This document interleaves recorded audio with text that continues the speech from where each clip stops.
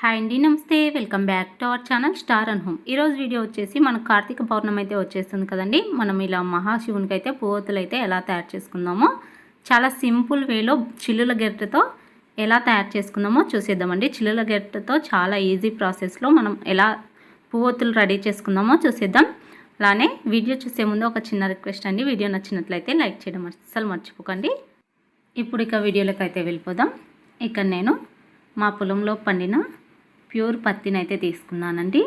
దీన్ని నీట్గా గింజలు ఏమీ లేనట్లుగా మొత్తం గింజలన్నీ తీసి పక్కన వేసేసి ఒక రోజంతా ఎండలో ఉంచుకున్నానండి. మనం ఎండలో ఉంచుకోవడం వల్ల పత్తి అయితే చాలా మంచి స్మూత్గా అలాగే చాలా వైట్గా అయితే అవుతుందండి. చూడండి, కొద్దిగా పత్తిని అయితే తీసేసుకొని కొద్దిగా ఫోల్డ్ చేసి అన్నామనుకోండి, మనకు చాలా ఈజీగా అయితే పువ్వొత్తు అయితే రెడీ అయిపోతుందండి. మనం ఈ విధంగా కొద్దిగా కాటన్ అయితే తీసుకొని అచ్చం కొన్న వాటిలా ఉండడం కోసం కొద్దిగా జాయింట్ చేసేసి ఈ విధంగా ప్రెస్ చేసి పట్టుకున్నామనుకోండి, చాలా ఈజీగా అయితే పువ్వొత్తు అయితే రెడీ అయిపోతుందండి. కొన్ని ప్రాంతాల్లో పువ్వొత్తి అంటారు, కొన్ని ప్రాంతాల్లో బొడ్డొత్తులు అని కూడా అంటారండి. మా సైడ్ అయితే ఎక్కువగా బొడ్డొత్తులనే అంటారు. ఈ విధంగా తయారు చేసుకున్న ఈ ఒత్తులను ఇప్పుడు చిల్లుల గెట్ట అయితే అందరి ఇళ్ళల్లో ఉంటుంది కదండి. ఈ చిల్లుల గెట్ట తీసుకొని ఒక ఫోల్లో నుంచి అయితే ఆ పువ్వొత్తునైతే ఈ విధంగా ఫోల్డ్ చేసుకోవాలి. ఇప్పుడు కొద్దిగా వాటర్ అలాగే కుంకుమను తీసుకొని అచ్చం షాప్లో కొన్న వాటిలాగా అయితే చేసేసుకుందాం. ఎడ్జెస్ మంచిగా ఫోల్డ్ చేసుకోవాలండి. అచ్చం షాప్లో కొన్న వాటిలాగా అయితే ఉంటాయి పువ్వొత్తులు. చాలా పర్ఫెక్ట్గా అంటే చాలా పర్ఫెక్ట్గా వస్తాయి. చూడండి, మీరే వీడియోలో చూస్తున్నారు కదండి. అచ్చం మనం షాప్లో కొన్న వాటిలాగా అయితే వస్తాయి. మనం చిల్లుల గడ్డతో ఈ విధంగా చేసుకున్నాం అనుకోండి, ఎడ్జెస్ అయితే చాలా నీట్గా వస్తాయండి. చూడ్డానికి అయితే చాలా అందంగా ఉంటాయి పువ్వొత్తులు అయితే.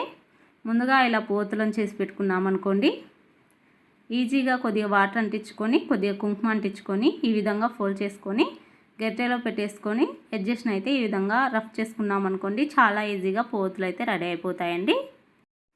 ఈ విధంగా చిల్లుల గడ్డతో మనం ఈజీగా పువ్వొత్తులను అయితే ఈ ప్రాసెస్లో రెడీ చేసుకున్నాం అనుకోండి, కనీసం మనకు టైం అయితే ఒక రోజల్లా తీసుకున్నాం అనుకోండి, చాలా పువ్వొత్తులు అయితే రెడీ చేసుకోవచ్చండి. ఏమంటే మనకు మంచి ఓపిక అయితే ఉండాలి.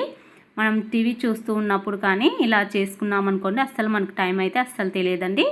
ఎందుకంటే టీవీ చూస్తుంటాం కదండి, మనకు టైం కూడా ఎక్కువగా కనిపించదు. మనం మామూలుగా కూర్చున్నాం అనుకోండి, మనకు టైం పడుతుంది వీటిని చేసుకోవడానికైతే.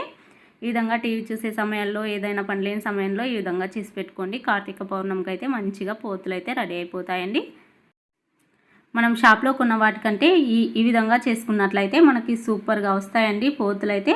చూడ్డానికి అయితే అస్సలు షాప్లో కొన్న వాటి మాదిరిగానే ఉంటాయి. వేరే వాళ్ళకి చూపించినా కూడా షాప్లో కొన్నారని అంటారండి. చాలా అంటే చాలా పర్ఫెక్ట్గా వస్తాయి. మనకు చిల్లుల గట్టతో చాలా నీట్గా కూడా కనిపిస్తాయండి ఎడ్జెస్.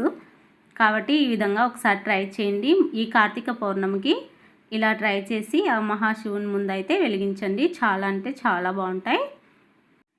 నేనైతే ఈసారి అయితే ఇలా ట్రై చేశానండి. ఈ కార్తీక పౌర్ణమికి అయితే ఇలా చేసి పెట్టాలనుకున్నాను. మనం గుళ్ళో కానివ్వండి, ఇంట్లో కానివ్వండి, చిన్న చిన్న ప్రాంతాల్లో ఈ పువ్వొత్తులను ఒక్కొక్కటి ఉంచేసి ఆయిల్ పోసేసి వెలిగించినట్లయితే అదే పౌర్ణమి రోజు సాయంత్రానికి చాలా అంటే చాలా చాలా బాగుంటాయండి. ఇల్లంతా దీపాలు పెడతాం కదండి. ఇలా ట్రై చేయండి. ఈ వీడియో మీకు నచ్చినట్లయితే ఒక చిన్న లైక్ చేయండి. థ్యాంక్స్.